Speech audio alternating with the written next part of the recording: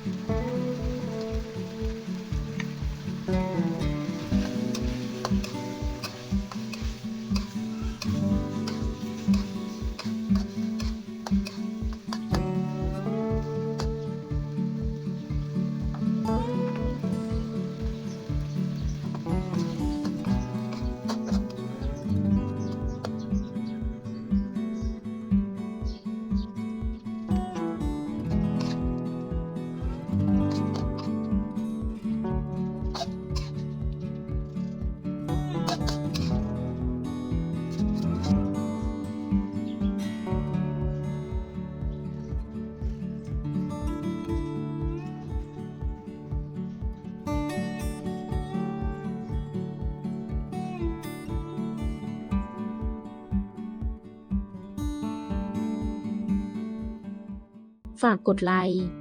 กดติดตาม กดแชร์ ช่องครัวอุ่นรักด้วยนะคะ ขอบคุณค่ะ